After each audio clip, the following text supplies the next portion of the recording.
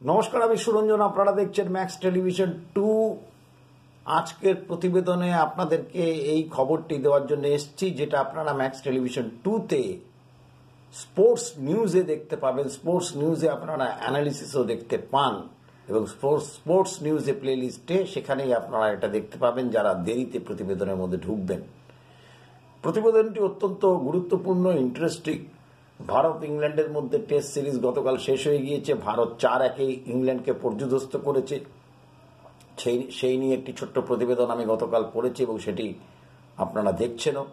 তা আপনারা বেশি করে দেখবেন। প্রতিবেদনগুলো ভালো লাগলে কমেন্টস করবেন, লাইক করবেন, শেয়ার করবেন, সাবস্ক্রাইব করবেন, কারণ কমেন্টস করাটা অত্যন্ত জরুরি। বাংলায় কিন্তু খুব বেশি স্পোর্টস চ্যানেল নেই, সুতরাং আমরা এখানে আরও বিস্তারিতভাবে পরবর্তী সময় আরও আপনাদেরকে লিঙ্ক দেব, ডেসক্রিপশন লিঙ্ক সমস্ত কিছু দেবো, আরও বেশি ডিটেলে আসার চেষ্টা করব, এবং আপনাদের সহযোগিতা থাকলে আমরা লাইভেও আসব।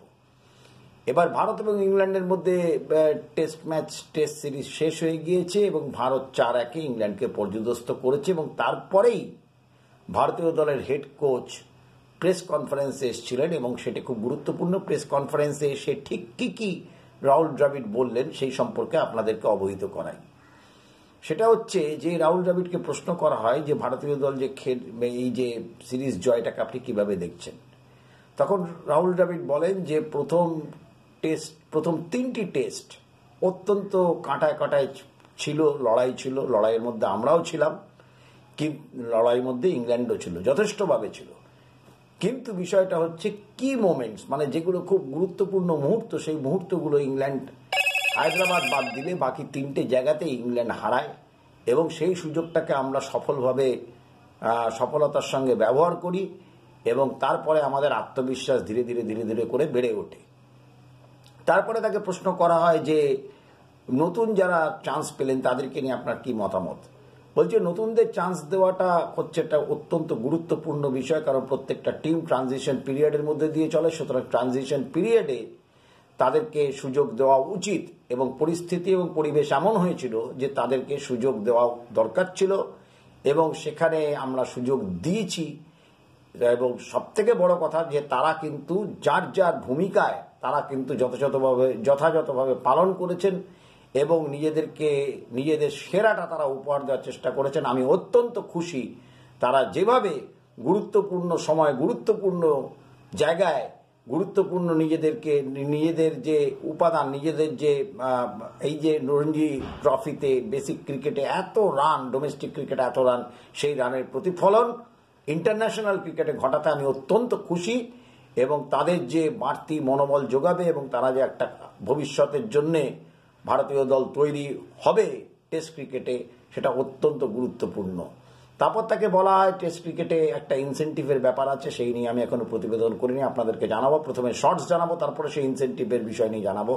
যে টেস্ট ক্রিকেটে বিসিসিআই একটি অভূতপূর্ব ঘোষণা করেছেন যে ইনসেন্টিভ দেওয়ার ব্যাপারে। বলছে টেস্ট ক্রিকেটটা ইনসেন্টিভের জন্য আমি কিছু ইনসেন্টিভ কি হবে না হবে সেটা নিয়ে আমি কিছু বলতে চাই না, কিন্তু এই নতুন ছেলেরা প্রমাণ করে দিয়েছে, ডোমেস্টিক ক্রিকেট প্রমাণ করে দিয়েছে যে ডোমেস্টিক ক্রিকেটে খেললে যার মধ্যে পোটেনশিয়াল আছে, যার মধ্যে ট্যালেন্ট আছে, যে রান করে যাচ্ছে, ক্রমাগত যে রান করে যাচ্ছে, তাকে এক না এক সময় সুযোগ দিতেই হবে। এবং সেই সুযোগ তারা যখন পেয়েছেন তারা প্রত্যেকে কিন্তু দুহাত ভরে সদ্ব্যবহার করেছেন।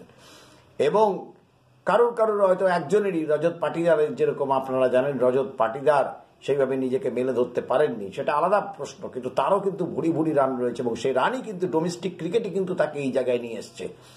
এবং সেই সঙ্গে তিনি বলেন যে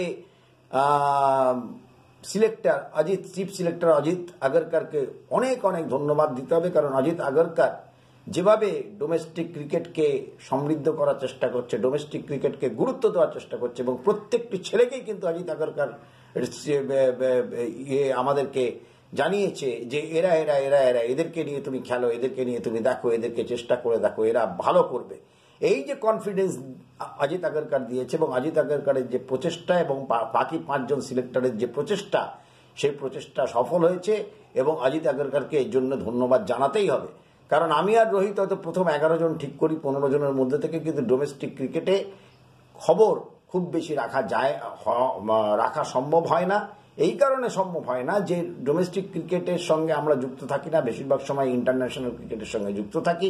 তো সেই জায়গায় দাঁড়িয়ে অজিত আগরকরের ভূমিকা অত্যন্ত গুরুত্বপূর্ণ এবং এই অত্যন্ত গুরুত্বপূর্ণ সিরিজে জিততে আমাদেরকে ভীষণভাবে সাহায্য করেছে এবং সমস্ত প্লেয়াররা একসূত্রে একভাবে বেঁধে যেভাবে লড়াই করেছে, যেভাবে সাহায্য করেছে এবং যেভাবে মনোবল বাড়িয়েছে নিজেদের এবং তারা নিজেদের যোগ্যতা অনুযায়ী খেলেছে, এর জন্য তাদেরকে অনেক অনেক অনেক অনেক ধন্যবাদ জানিয়েছেন রাহুল দ্রাবিড়।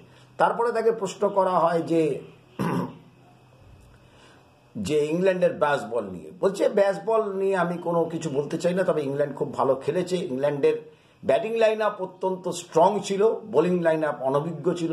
আমাদের ব্যাটিং লাইন আপ অনভিজ্ঞ ছিল, বোলিং লাইন আপ স্ট্রং ছিল, এইটাই আমি মূল পার্থক্য বলতে পারি। কিন্তু সব মিলিয়ে ইংল্যান্ড প্রথম 3টে টেস্টে যে কোনো দিকে যেতে পারতো হায়দ্রাবাদ টেস্ট জেতার পরে, কিন্তু সেখানে ইংল্যান্ড কি মোমেন্ট, যেটা আমি আগেও বললাম, গুরুত্বপূর্ণ মুহূর্তগুলো তারা হারিয়েছে, তার জন্য তাদের এই সিরিজে ফলাফল হয়েছে।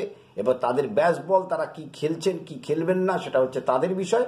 কিন্তু আমি অত্যন্ত খুশি যে আমরা উদীয়মান ছেলেদেরকে নিয়ে এবং যেভাবে রোহিত শর্মা নেতৃত্ব দিয়েছে, রোহিত যেভাবে তাদেরকে পরিচালনা করেছে, তার জন্য রোহিত শর্মাকে এবং সমস্ত টিম ম্যানেজমেন্টকে, বিশেষ করে রোহিত শর্মাকে অনেক অনেক অনেক অনেক ধন্যবাদ জানিয়েছেন রাহুল দ্রাবিড়। তো সব মিলিয়ে রাহুল দ্রাবিড়ের এই হচ্ছে বক্তব্য। অত্যন্ত খুশি রাহুল দ্রাবিড় ভারতীয় দলের পারফরমেন্স নিয়ে এবং তিনি অবশ্যই খুশি ইংল্যান্ডকে পর্যদস্ত করার জন্য। 4-1 আমরা হারিয়েছি। এই হচ্ছে রাহুল দ্রাবিড়ের সাংবাদিক সম্মেলনে যা বক্তব্য ছিল, সেটা আপনাদেরকে প্রতিবেদনে তুলে ধরলাম। আপনাদের যদি ভালো লেগে থাকে তাহলে আপনারা এই প্রতিবেদনটিকে লাইক করবেন, শেয়ার করবেন, কমেন্টস করবেন এবং চ্যানেলটিকে অতি অবশ্যই সাবস্ক্রাইব করবেন। অনেক অনেক ধন্যবাদ।